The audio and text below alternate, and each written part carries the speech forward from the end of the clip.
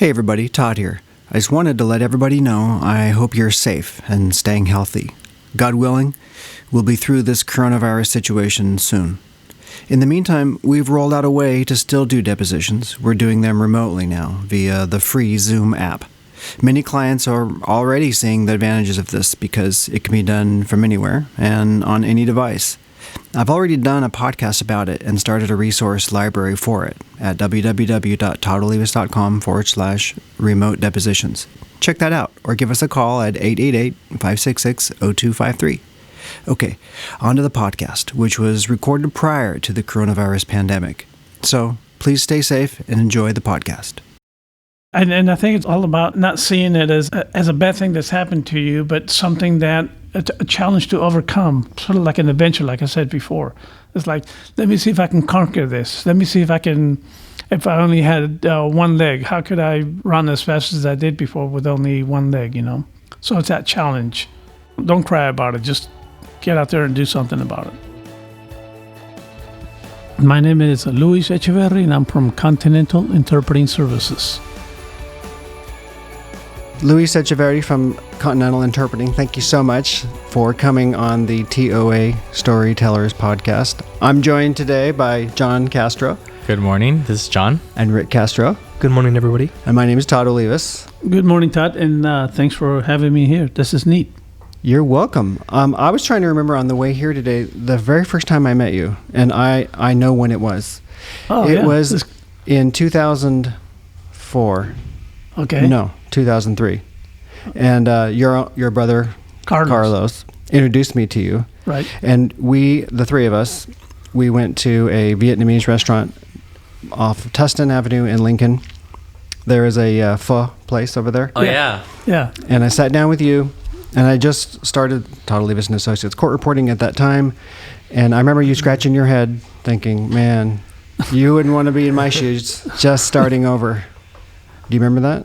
Yeah, vaguely. I do remember when you and Carlos first met up and came to me and wanted to see, just tap my brain a little bit as to, hey, anything you can offer here to Todd, he's getting going. And you offered me discouragement. And, no, I offer you a beer. a stiff drink. No, like a reality check that this was not going to be an easy mountain to climb. You were right. It's been a good mountain, though. Oh, absolutely, yeah. But it hasn't been easy, and I imagine for you, you've been doing this. Yeah, it never gets easy. If somebody's looking at doing this to have something easy to do, they're going in the wrong direction. Take another path. Yeah, so Continental Interpreting, you specialize in providing interpreters for... Mainly the legal sector, Mm-hmm. legal profession for litigation support. But we also do quite a bit of conference interpreting. Mm-hmm. What's that? Conference interpreting is when you use what we call simultaneous interpreters for events mainly in venues like Vegas and other convention centers and large ballrooms. If you have a meeting that's taking place, say like a doctor that's giving a lecture on a new procedure, and you have people from different parts of the world attending that lecture, and they get to hear it live in their own language through our interpreters that are on site. How did you even get into all this stuff? Meaning the conference interpreting or just interpreting? Interpreting in general. Like, take me back to the early origins of this company. Right. So really, it all started, I used to be a mechanic for Anheuser-Busch. This was back in the late 80s. A friend of mine, Argentinian friend of mine, blew out his knee. And, the workers' comp insurance had him do some light duty. At that time, we worked for Anheuser-Busch. We were both mechanics, and he was doing his light duty at an office, doing nothing but reading books. They had nothing else for him to do. So I had to go to the office one day there, and I saw him, and I said, Alex, what are you doing here? And he says, I'm starting to become an interpreter. And he said, you should do the same. And I told him I could never do that. I don't know enough Spanish to be able to do something, that kind of thing. So didn't see Alex for about another 2 years. And one day I was helping Carlos, my brother, as a matter of fact, doing some court filing in Pomona. And Alex happened to be over there with a nice suit, clean hands. And he said, Luis, I told you should be doing this. I get paid good money. If the job cancels, I get paid. I'm not blowing out my ears anymore. I'm not messing up my hands. It's great. You should do it. Mm-hmm. And so he lent me some books, and I began studying some Spanish terms to eventually get certified. When was this? What time frame? That was right around 1990, more or less. Mm-hmm. Yeah. So I left Anheuser-Busch around 1990, and I freelanced for 1 year as an interpreter. At that time, I was working on my certification. It took me about 6 months, and I became certified, and freelanced for about 1 year as a certified interpreter, and had some pretty bad experiences. Can you remember one? What was the worst one? I always go right for the. I don't want to mess around with the top 10 list.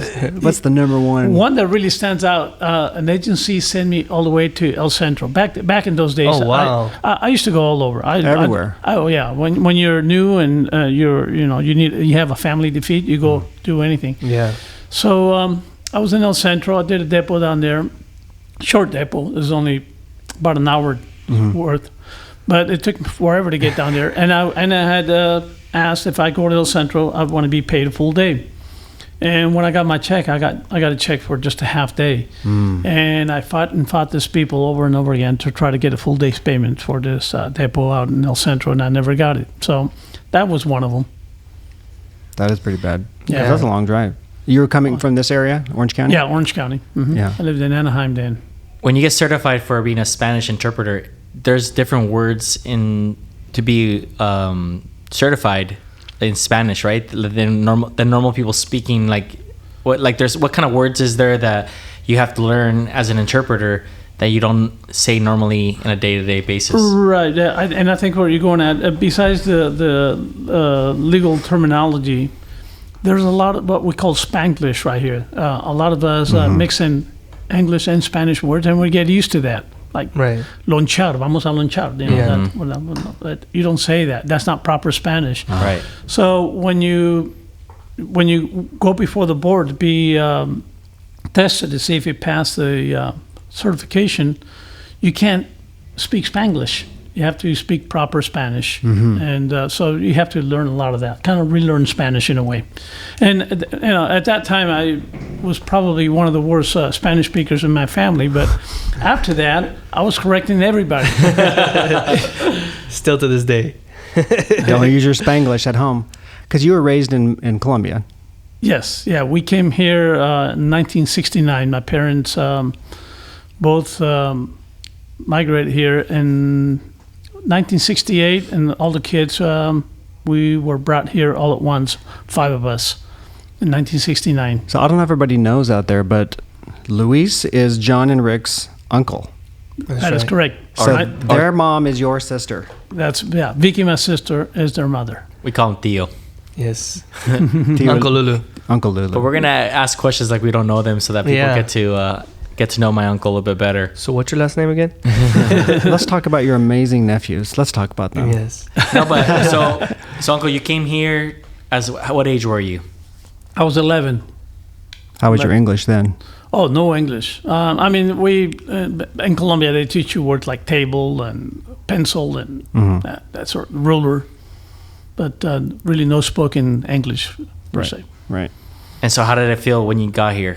And how you ended up, what city you guys end up going to? Yeah, so my parents rented a house in the Garden Grove, and that's when we arrived from Colombia. There was five of us kids, and that's where we lived our first year before moving to Anaheim. It was strange. Believe it or not, this is 1969. Back then, there weren't that many Spanish speakers in Garden Grove. We went to elementary school there, and we had nobody to speak with. Spanish, that is. And it was all English. So you had to learn English, you were forced to, or talk to yourself. So Yeah. was it? Did you feel that there was racism for you back then? Oh, not at all. Not at all. Not in any sense of the word. No, not in those times. Oh, that's good. What high school did you go to? Savannah High School. Santa Ana? Savannah High School. Savannah, It's in in Anaheim. Anaheim. Yeah. Savannah Rebel. Oh, gotcha. Did you know going through high school what you wanted to do after high school? Yes, I did. What? I wanted to be a jet mechanic. Oh, wow. You were always mechanically inclined? Yeah, pretty much. Uh-huh. Yeah. So I joined the Navy right after high school. I was going to be a jet mechanic, and I wouldn't be able to get into the Navy until sometime in February of the following year, because there was no openings for that school for quite some time.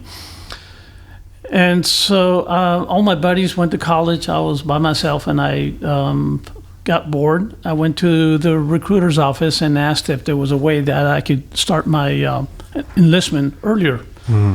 And they said, "Oh yes, we have a wonderful program called OQ." I still remember that. OQ. What did that stand for? That part I don't understand. Probably like Operation... I don't know. If it was OM, I would say Operation Moron. But Who was the but they- moron? Who? Well, the moron is the moron that signed the document. In this case, me. So what was it? No, and that's because there was 4 different fields, aviation fields, that under the OQ program, and the recruiter said you get to pick one of your choice after boot camp. Well, it's not. You get one of your choice according to the Navy's needs. There was no need for jet mechanics, so I ended up being the aviation fuels boatsman's mate. Wow. Basically pumping fuels and Yeah. working on pumps and Hey, it's an important Filtration. job, right? It's got to happen. oh yeah, somebody's got to do it. Yeah, but so you learn how fast can you fill up a jet in back then? Oh gosh, it's just a couple of minutes, but I mean you're talking about a couple hundred gallons, just under a couple of minutes. These big hoses, powerful pumps. Pretty Yeah. dangerous, right? Pretty dangerous. It can be, yeah. And it's pretty loud, I'm guessing, when the jets turn their engines on. Yeah, very loud. In fact, I lost a lot of my hearing in the man. Navy. Yeah. Oh, wow. Yeah, I came out with a disability from the Navy, a hearing loss. That's the scary thing about hearing loss, is it doesn't come back. Those little hairs in your ear, as to my understanding, they Oh. don't grow back, right? Is that true? They don't regenerate. No. Oh wait, so maybe that's why I can't hear so well. I the other day I plucked some of them out. No, really, I didn't know it was the hairs. Not the hairs on the front of it. Oh, okay. And that was your nose, anyways. Yeah. But Yeah. but then you put a disability in for the Navy and because of your hearing Yeah. loss. In fact, my company is a disabled veteran business enterprise. Oh, wow. Yeah. Awesome. What does that mean? That means that if you are competing with others, you have an advantage. I think like a 5% advantage. If that is if the contract is open to DVBEs. Do you have tinnitus at all? Oh, very bad. What's that like? Maddening? Crazy? My tinnitus is so bad, it doesn't stop. It's right now. I could, this is pretty loud hearing our voices through these headphones. Yeah. And my tinnitus is much worse than that audio. Both ears? Both ears. Well, it's not so much. It's in your brain, really. But it never stops unless I'm sleeping. Whoa. Can you imagine that, guys? Like No. if you had a high-pitched squeal, it's high-pitched, right? In your But it's apparent like, hearing imagine this room radius. filled with millions of crickets Oh, and just nonstop. I'm gonna have one in my kitchen right underneath my refrigerator. It's driving me nuts. So there's no cure for that. No cure whatsoever. Yeah. There's a treatment for it. Drugs. What do they give you? Hallucination. Is this a dream right now? No, that would drive me crazy. I know that sometimes I Oh. hear noises and I just don't know how to turn it off. Actually, you get used to it, and it comes a time where you don't even think about it. But Becomes the new normal. yeah, believe it or not, there are things that make it worse. Like what? like caffeine, Oh, certain spicy foods like Thai food. being Are Colombian. you serious? Because I saw you at that Thai food place the other night. It's no joke. Yeah, no, certain foods do raise the level quite a bit.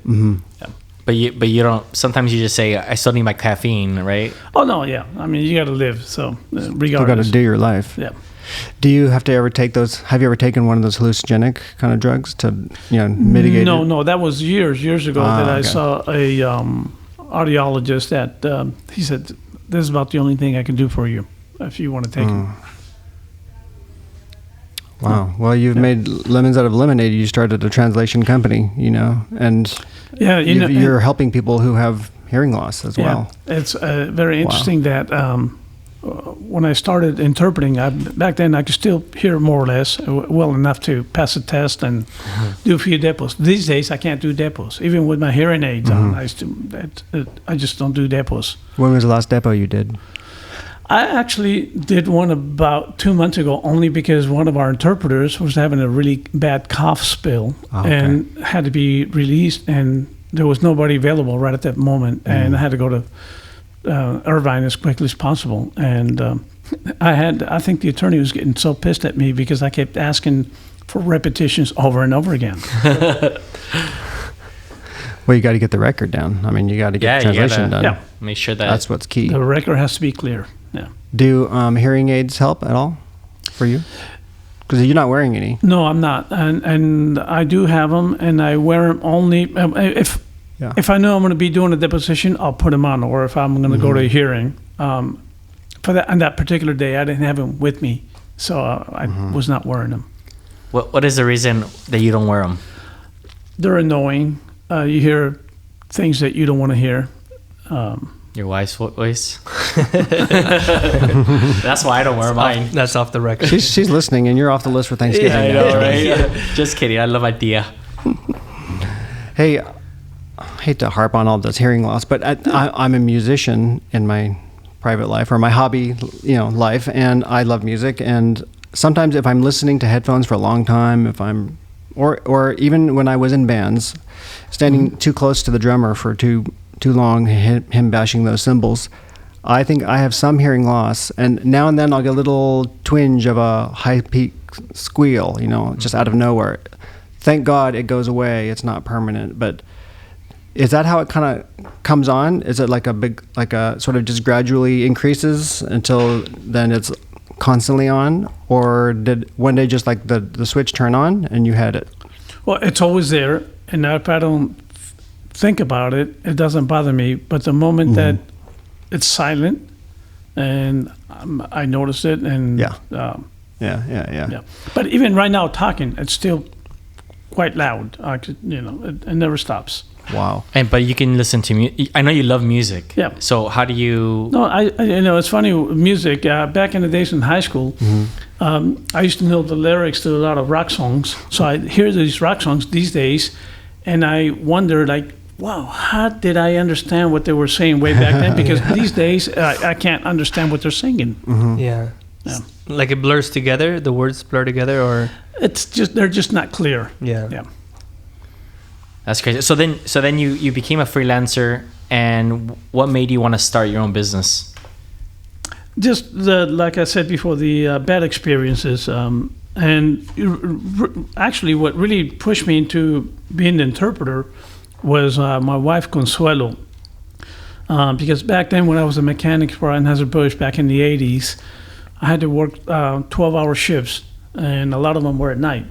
6 in the evening to 6 in the morning. She doesn't like being home by herself and raising 2 kids. And when this opportunity came along for me to become an interpreter and work normal hours, she was like the driving force behind it. Like, yes, you got to do this. Right. Yeah.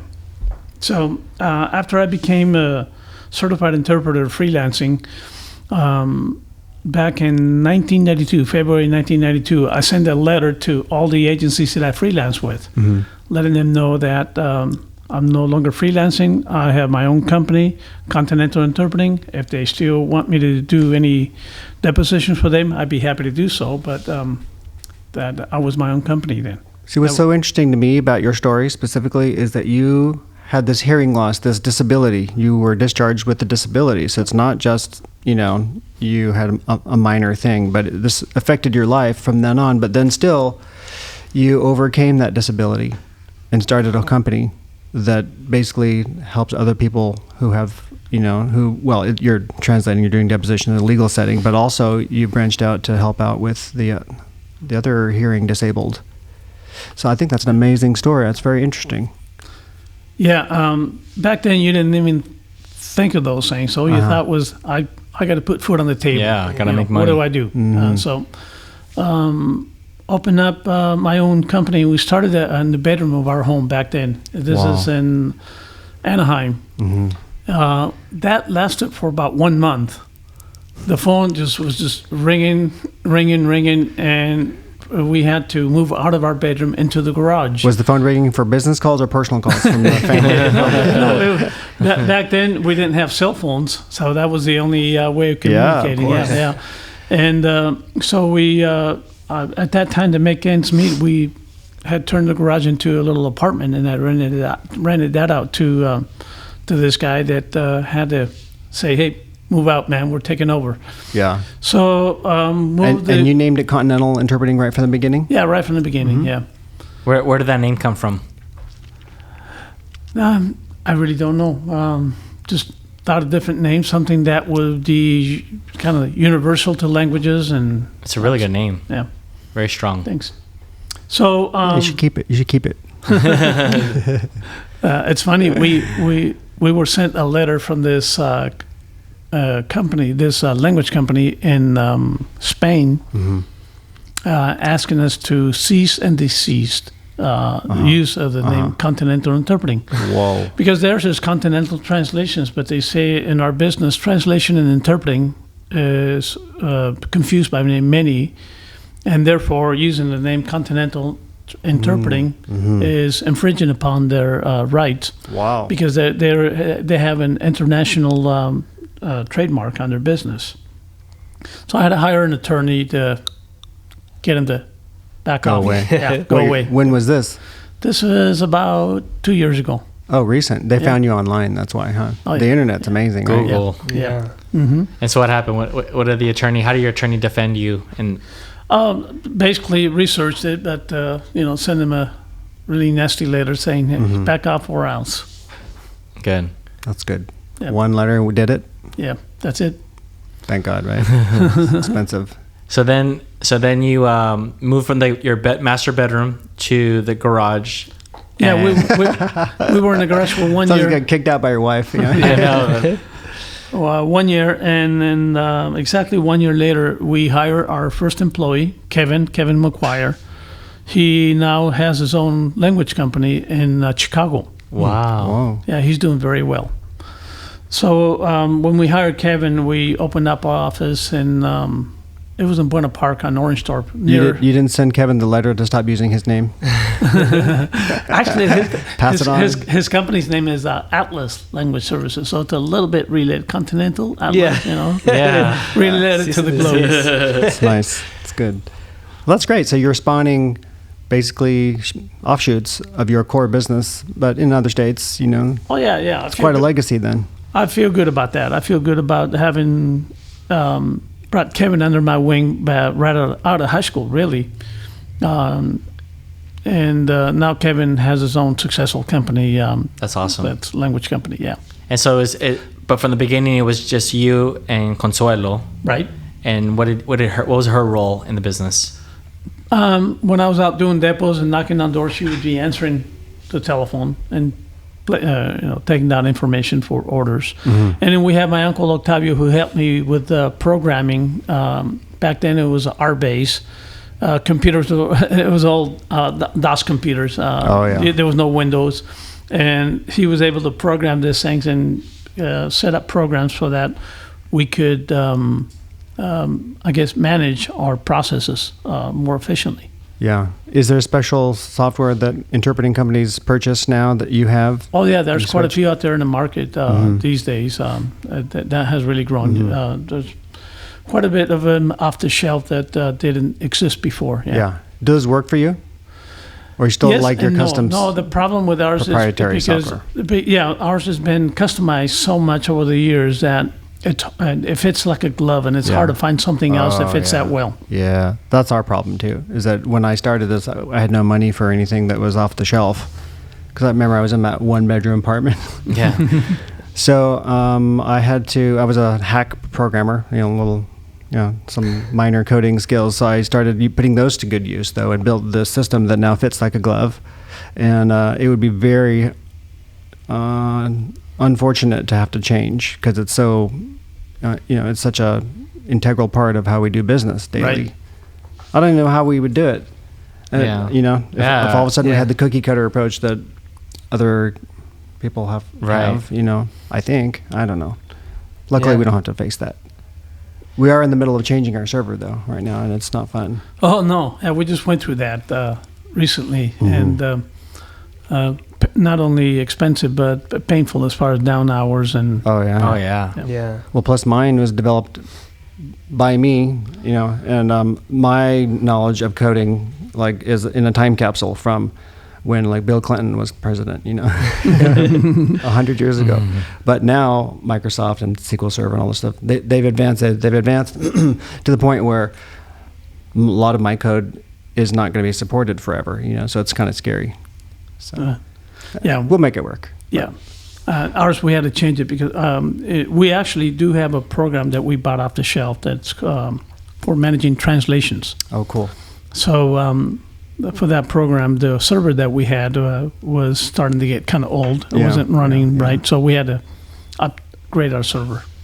I think that's one thing that people don't really think about when starting a business is all the little things that you need to do, right? Like software and employees. How many employees do you have right now, Nicole? We just hired one today Okay. that starts today, and that makes it our 20th employee. Wow. Whoa. 20 of us. That's a lot of people to manage. Yeah. Well, but of course, that includes Consuelo and I. Yeah. You guys work for the corporation, technically. Yeah, we are employees of the corporation. Of course. And who manages your office? Veronica, for the most part, but Stephanie oversees pretty much the whole operation. Stephanie's your daughter. Oh, Stephanie's my daughter. Yeah, I was very fortunate. I hired Stephanie first, Mm-hmm. right out of college. She went to Chapman University. And when she came to us back then, right out of college, she was young, but she was also very inexperienced in the language world. And she rather go in a different direction and decided to go to Seattle, move to Seattle. She was there for about, I think, 5-6 years in Seattle, learning how the corporate world works, and came back to us and a much stronger and knowledgeable Stephanie to help us run the business and take it to the next level. Yeah. Family business sounds like. Oh, very much, yeah. But that's awesome that you can hand your legacy, the legacy you've been building, to your daughter, and she's a hard worker as well. And now you have 20 people in your office. That's incredible. Yeah, nice thing too, my son also works for me. Oh, wow. Michael, yeah, he's a technician Okay. setting up equipment for Yeah. simultaneous events. What's in your mind, what's the hardest part about managing a team of 20 people, 18 people? Really, I've been very fortunate to have some good people in my team to help me manage them. So I don't really manage the 20 people. I just managed 2 or 3 people that help me manage those 20 people. And Gotcha. they're Ah, very good point. at it. Good point. And then what's your marketing strategy? What's the way that you bring in business and market yourself? Yeah, that's a good question because things have changed over the years. Back when I started Continental Interpreting, I was never trained as to how to run a business, let alone how to market a business.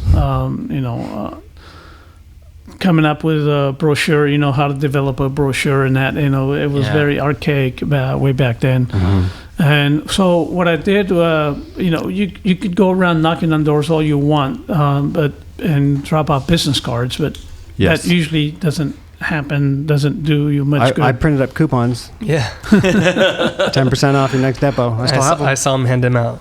They're still good. Yeah. If you want to find one, and You never redeem put an it. expiration date on that. I noticed. It's true. I should have read my own fine print.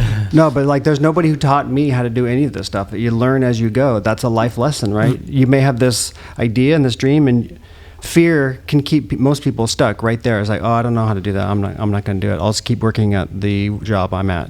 But what is it that in you that allows you to push past the unknown and into the fear zone and grow? How do you do that? It's the sense of adventure in me.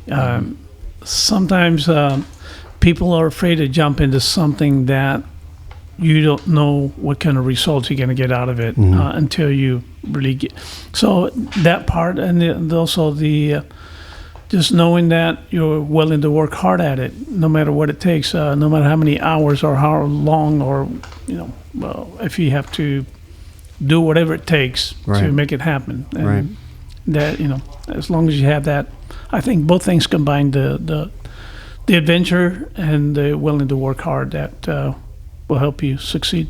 So where did you get that work ethic, or where did you learn, you think that, or did you just become that person? I never really went to school for this or anything, but I would say my parents were pretty hard workers. In order to make ends meet, they worked 2 jobs each, in our early years here in the U.S. So working hard has always been part of our family heritage, if you will. Right, and they've been entrepreneurs even in Colombia when they were, still there. They also own businesses too, so I'm sure that also trickled down to, their kids and yourself too, to want to succeed and want to start something new, and the adventurous part of you. Right. And the other thing that I had going for me in the early years was my brother Carlos had his own attorney service business, and I helped him out on my days off when I worked at Anheuser-Busch. And helping Carlos out was actually turned out to be a blessing, because I got to meet a lot of, not necessarily the attorneys, but the secretaries that would help me later on when I became my own company. I could go knock on those doors and talk to them, and they would give us opportunities to work with them. Yeah, I've mentioned many times how Carlos helped me too in my early days, how he took me under his wing, showed me the ropes, and he was involved in workers' comp industry at that time, so that's kind of how, and the reason for my being here too. All 4 of us, and if you think about it, Rick and I both worked for Carlos and my mom, and we learned a lot of her techniques and marketing, and of course, this business. Yeah. So thank you, Carlos. Thank you, Theo. Carlos should come on this podcast. Yeah, that would be great. Someday. One day. How about tomorrow? No, we do. We have Carlos coming on too, so he'll be talking about his business, which is kind of cool. I think a lot of people don't know this, but our family, my Uncle Louis in the interpreting business, my Uncle Carlos and my mom with the copy service, and then my brother and I are in this, and we're pretty well known in the industry because of our family being in this industry. We pretty much do every type of service if you think about it.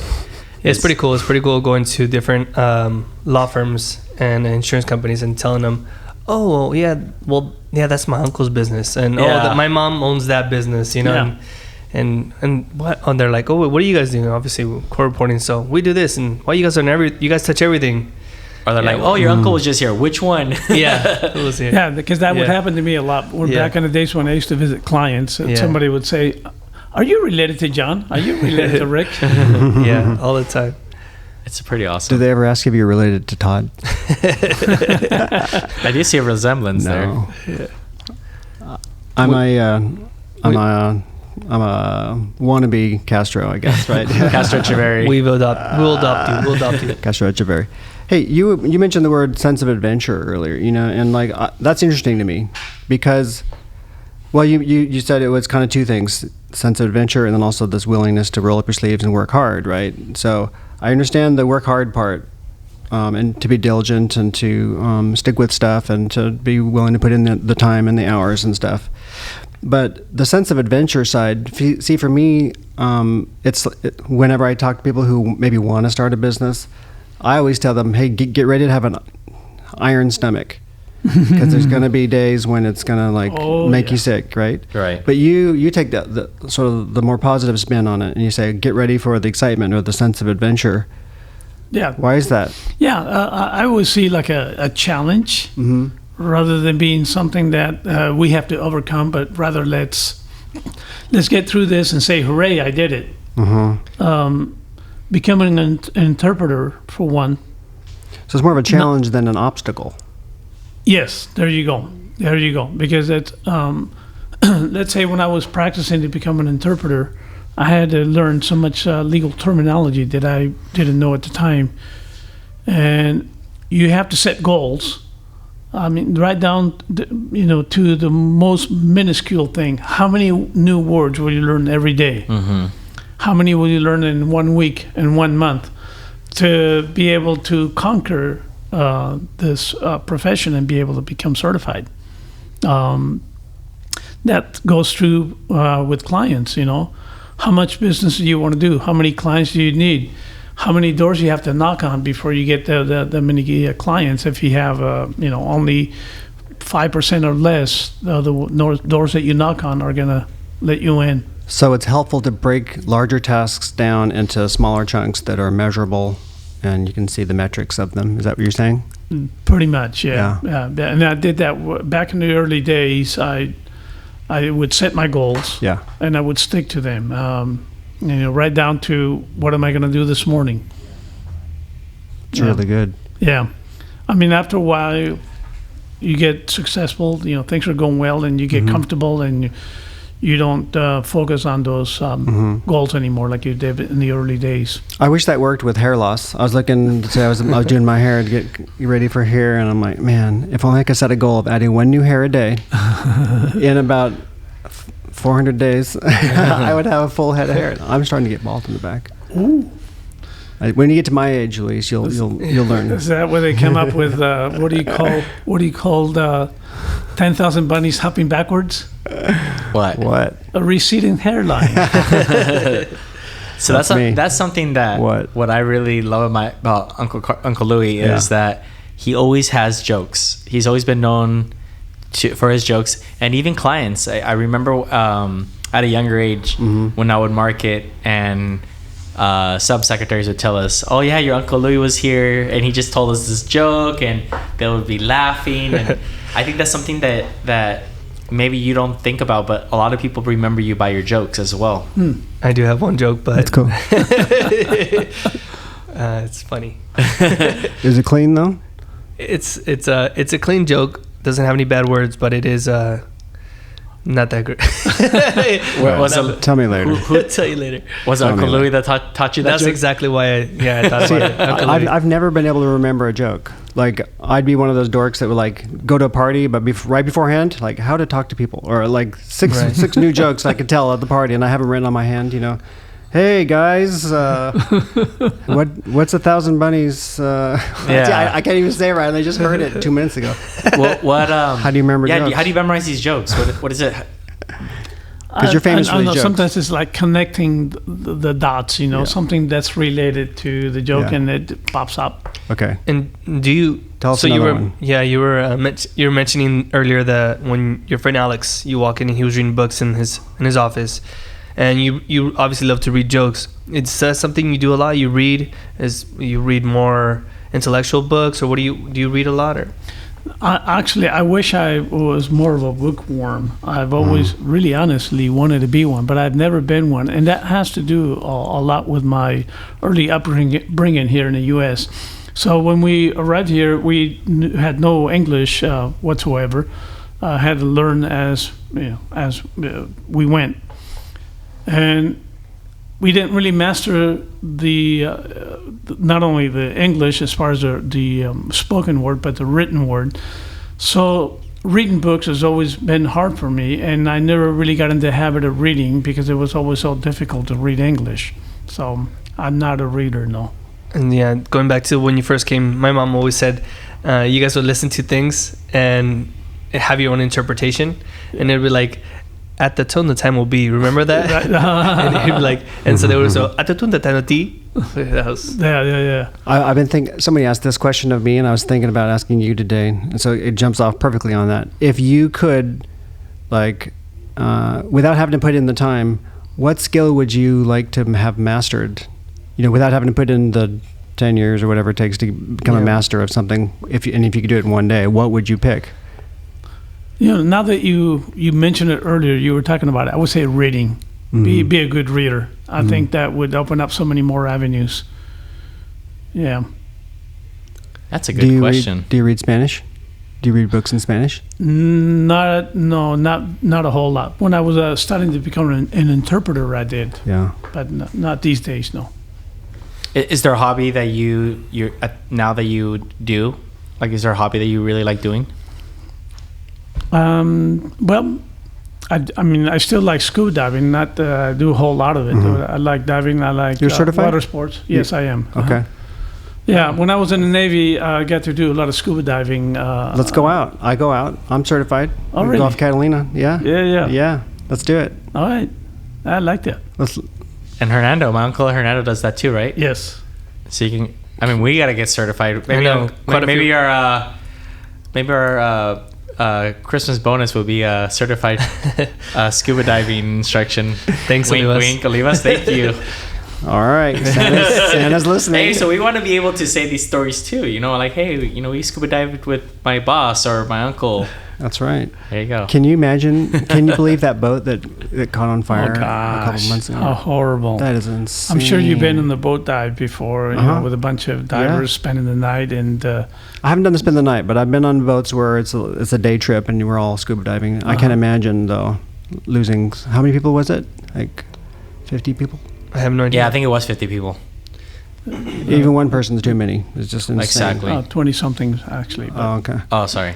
I exaggerated a little bit. So you're already lying, John. I know, but I was thinking about a different He one. likes multiples of 50s. Yeah. He was rounding up. It makes the sound a little I know more. another good hobby of yours. You throw good parties. Oh, yeah. I got finally invited to your home Christmas party last year, first time, and you live on a lake, and you have a boat. And I actually got out to go on the boat with my family. We had a great time. It was beautiful. And he has a beautiful loved it. house. And actually, talking about throwing parties, that's where I met my wife. In my Uncle Louis' house. A different house, but yeah. Yeah, 12 years ago. You did? Yeah, See, Halloween party. You're good at matchmaking, too. Halloween party, and actually asked her to marry me at his Halloween party, too. Who? Yeah, my wife. Oh. No, it was, It's actually my wife, Consuelo, that has that skill of putting together some good parties. She's an amazing decorator, too. So whoever's in charge of that. Well, Consuelo, his wife, has always been known for being so giving to the family. And because of her, I think our family is very united. Now that my grandparents are passed away, she's become she's filled in that role of getting us together. Because we really aren't as close as we used to be, I believe, in my opinion. But she does a really good job of getting us to do things. And, this stage of life affects everyone because we are all on this conveyor belt where our parents are before us and then us and then our children and then our grandchildren. And so it's almost like this, I don't know, there's a trap door that's underneath every one of us that's right. On a timer. But when your parents are gone, because your parents are now passed away. Yes. And that leaves you kids now as the heirs and the, sort of patriarchs and matriarchs of the family. How does that feel? Yeah, somebody has to fill in that void, and it's a big void. Fortunately for us, and like Johnny said, Consuelo has been played a big role in that, and big time keeping the family together. When she likes bringing people together for whether it be parties or meetings or whatever it may be. And she has that knack for it, and we're fortunate that we have her. We do. We are. Yeah. She's very detail oriented too. Very detail oriented. And she's part of, I'm sure, the big reason that Continental Interpreting has done so well because of her details in and pushing you as well. And yes and no. She does. She doesn't get involved in the business as far as the everyday running of the business. I hear divorce coming. But in the beginning, no. But she's good at just. I guess like a little correction. Luis, think about this. You said this to that person, and you shouldn't have said that, or you should. She's the voice in your ear. Yeah, She likes to, I guess, correct me, if you will. Mm-hmm. Yeah. That's good, right? Oh yeah, it's a good team, excellent team. Teamwork. That's what a good teammate would do, right? Correct the other one, not in a selfish way. Hopefully, obviously she's not, but in a let's make sure that our team and our little life raft here that we're all on, and is as good as it can be. Constructive. Yeah. How long have you been married, by the way? 34 years, I think. 35 years. Wow. Yeah. 6. It's 37. 37. How do you guys know and he doesn't know? Because his daughter's my age and I'm 35 and she's 35 and I know that God met her before that. So okay. Good job, Ricky. Ricky was So giving him the thumbs up. That's your cheat right there. that's good. cheat. Look at me. Just Google Rick. Can you ask me that question one more time? Let's edit that piece off. Yeah, divorce. So right That's a long time. now, there's a lot going on with California with the AB5. I know that you guys have been dealing with it for a while. You guys been, Stephanie, and you have being proactive in this industry. I think a lot of people need to know what's going on so that we can all stick together, because AB5 can hurt a lot of companies. Not everyone knows what AB5 is, but what can you say about it? Yeah, actually, describe it.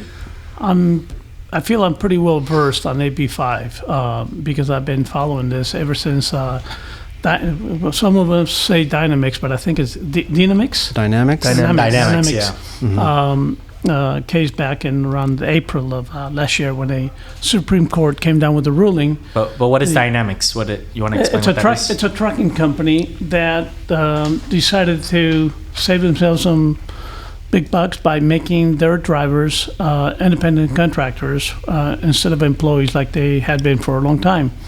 And when you go in that direction, when you have employees and you make them independent contractors, you're raising a lot of red flags.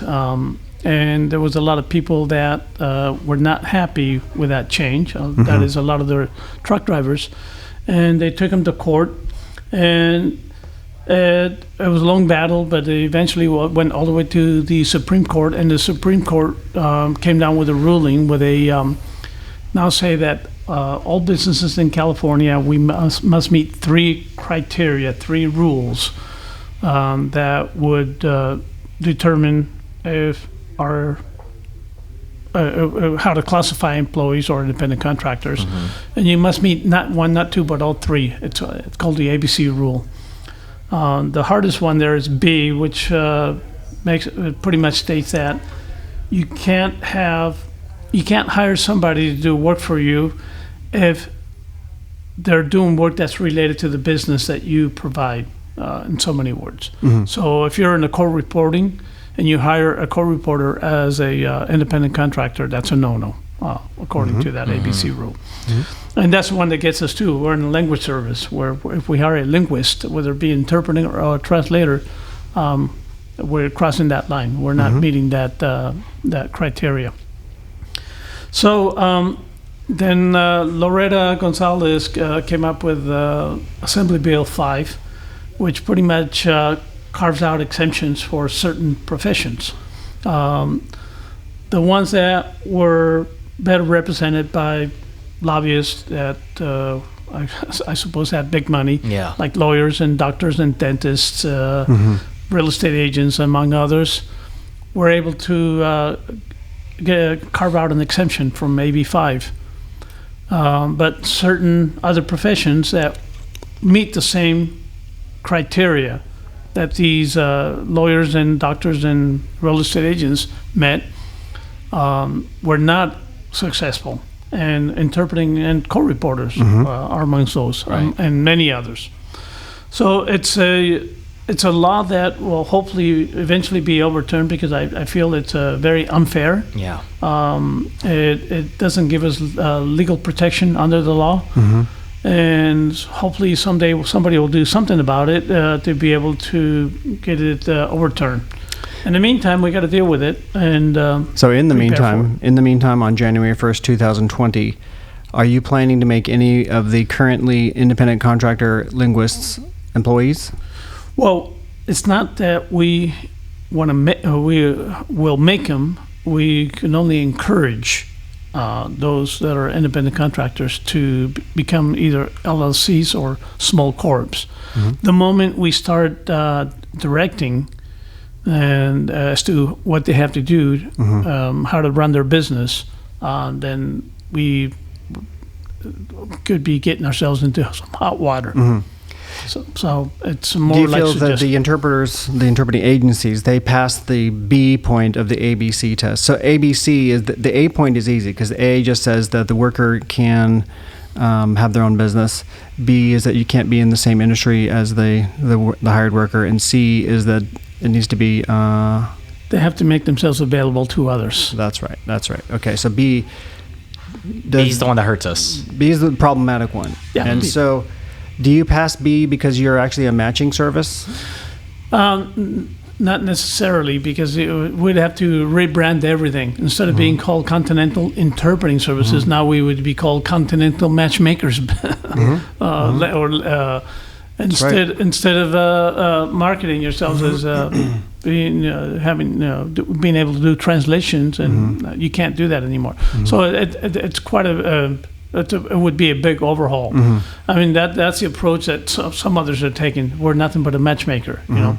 But if you call yourself a core reporting service and you're hiring core reporters, it's hard to say that you're just a matchmaker. Yeah.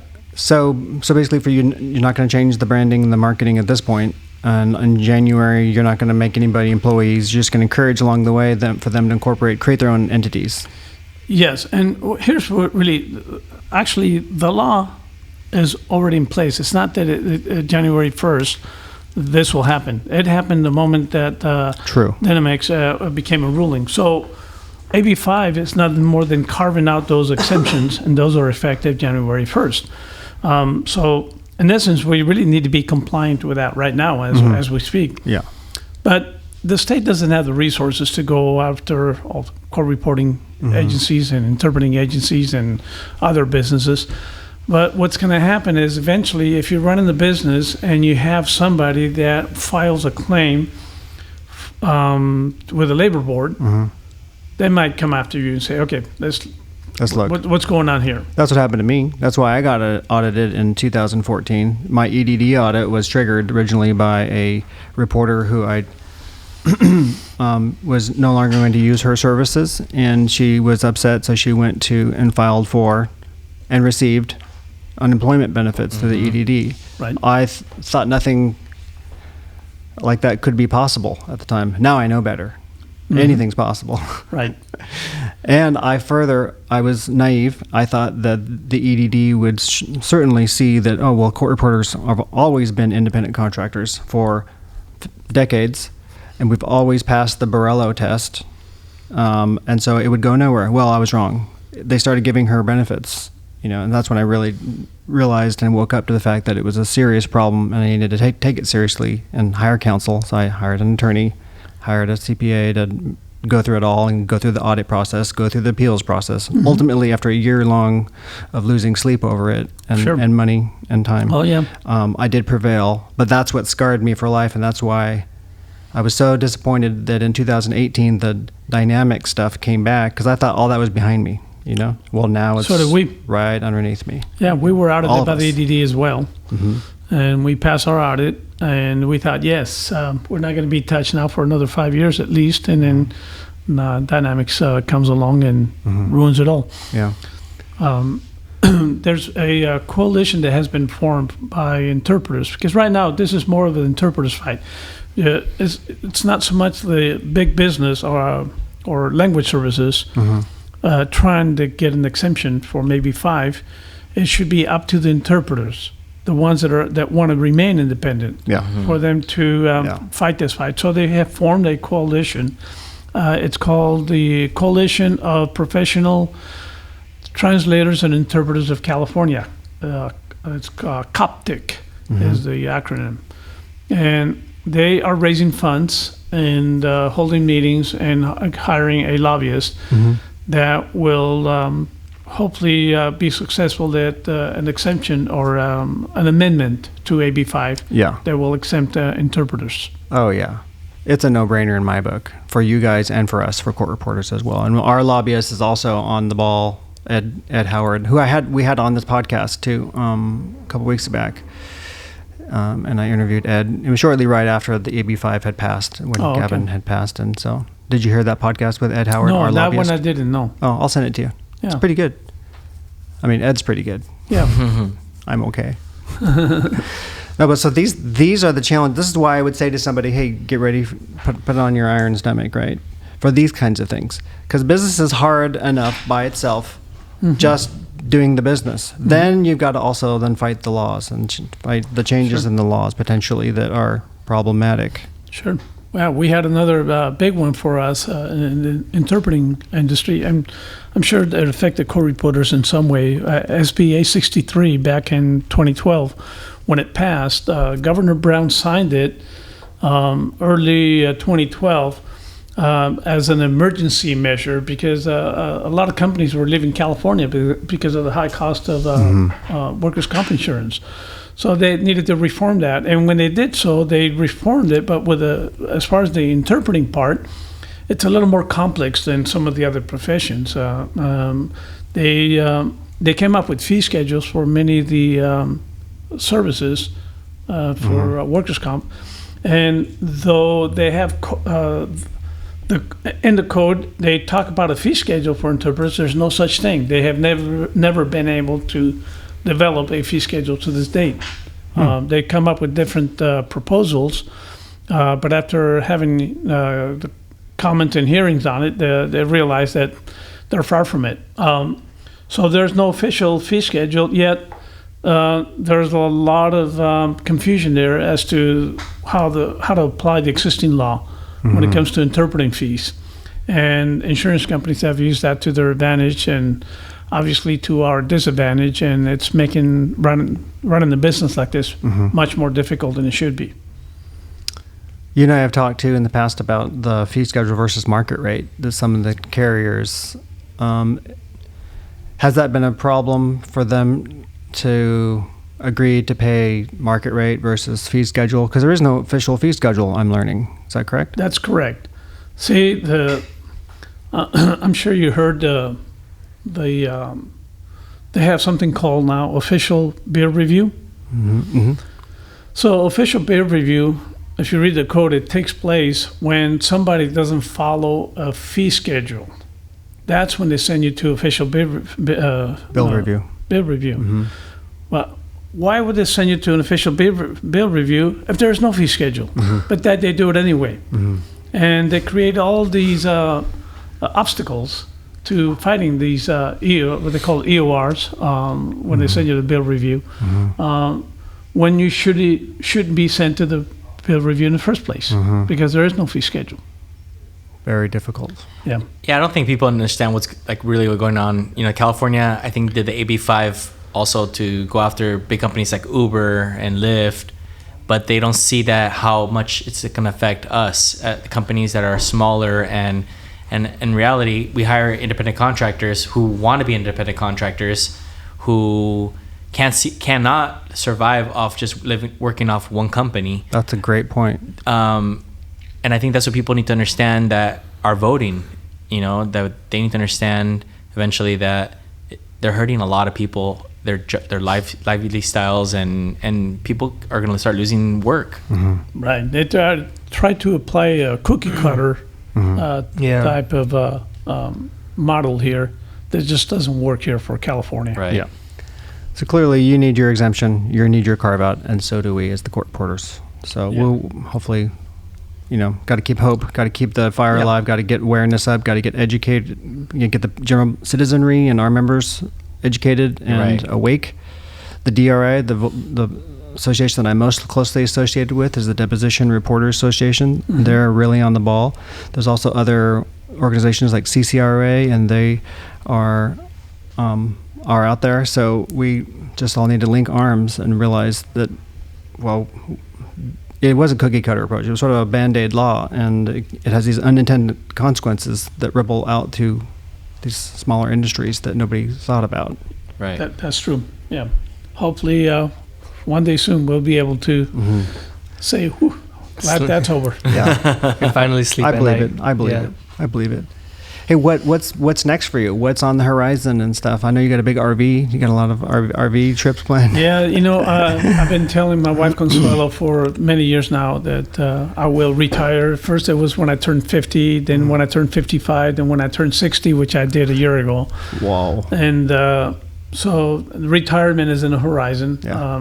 I'm very fortunate that our daughter Stephanie is helping us run the business now. And to help us make that transition. I guess our biggest, I hardly want to call it a challenge because it's a joy to be grandparents. Oh, We are yeah. now grandparents. You're a grandpa And- now. Yeah, and we want to be around our grandson a lot and help Stephanie out with her son as much as possible. So we will continue being around for a couple more years, but hopefully in a couple of years, you're going to see us more down the Palm Springs area. Oh, that's More- awesome. more- Well, you deserve it. You put in a lot of work. All these decades built this company up to 20 people, and Oh yeah, that's incredible. it's amazing. It's amazing. You deserve it, Uncle. Yeah, quite an accomplishment.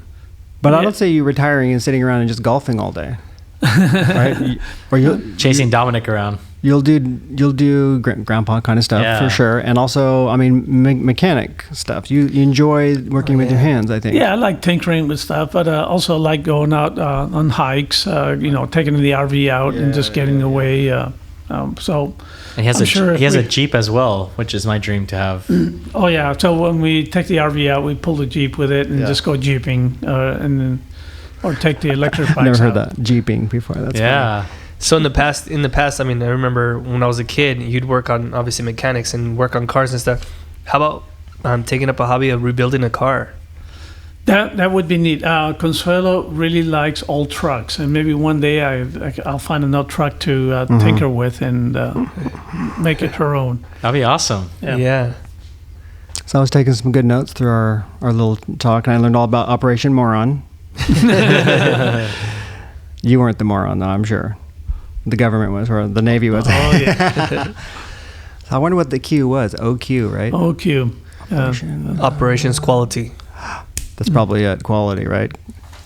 I also learned you have a hearing loss, and like the tinnitus is constant and it's loud, and it has not though stopped you from having a successful life, successful business, and you overcame it. Yeah, That's heroic. Yeah, I mean there are days when it's louder than others, Right. and you really feel it. There are days where my hearing's worse than others, but I get by. Okay. I'm not complaining. I would never trade places with anybody in the world. What would you say to somebody who is facing a disability for them to, still face the world? Yeah, I mean, a disability like mine that can be overcome with hearing aids, obviously, but the tinnitus part never goes away, regardless of the hearing aid. It's something that's actually in your brain. And it has to do with, you talked about the little hairs in your cochlea. The little hairs, they bend with the sound waves. Really loud sound waves will make them bend one way and then the other. And you bend them enough and they break off. And that's what happens when I was in the Navy, exposed to those loud noises. They blew those off. little hairs that just break off. And when they break off, they don't regenerate. Well, those hairs are your receptors, sound receptors.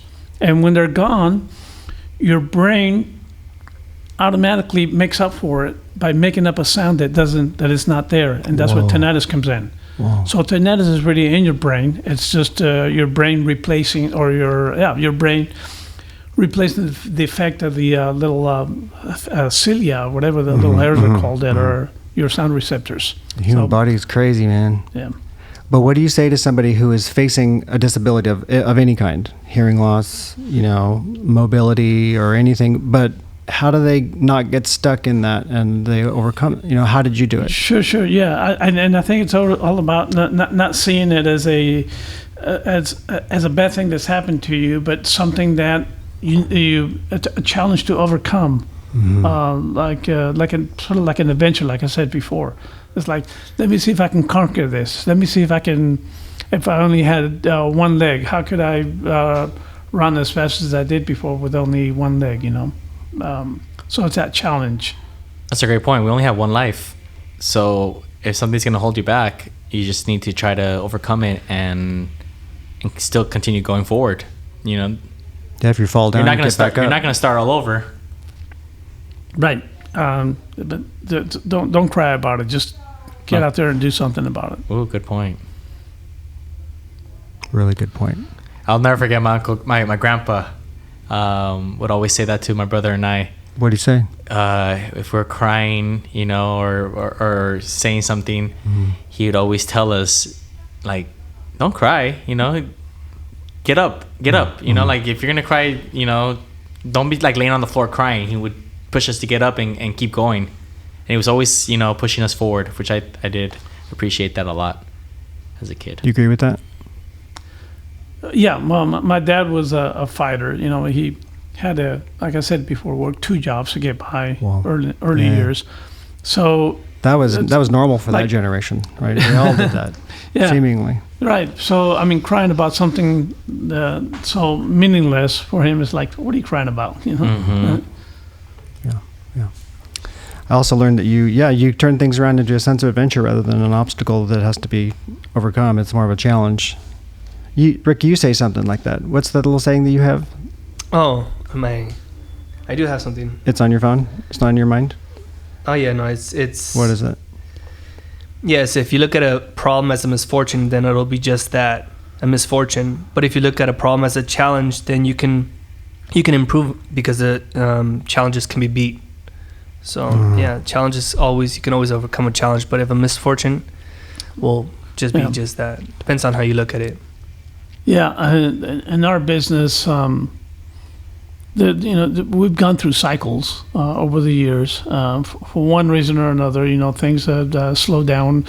At one time, it was the insurance companies wanting to settle cases a lot more, and less litigation going on, less depots and that.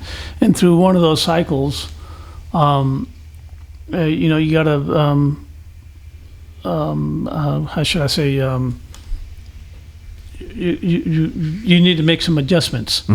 And that's when we got into doing the conference interpreting. It's like a whole new avenue, something that I knew nothing about, like a whole new business. And to this day, we're running Continental Interpreting, that we mainly provide interpreters for the legal sector and for healthcare. But we also run the conference interpreting, which is a totally different client base, totally different interpreters, and different set of... So that's a great point. You said earlier that it was a sense of adventure and also the willingness to work hard, those 2 things. But I think it's also this third thing that's basically got to be able to work smart. And when you realize that, well, maybe these channels that you're used to are declining because of whatever,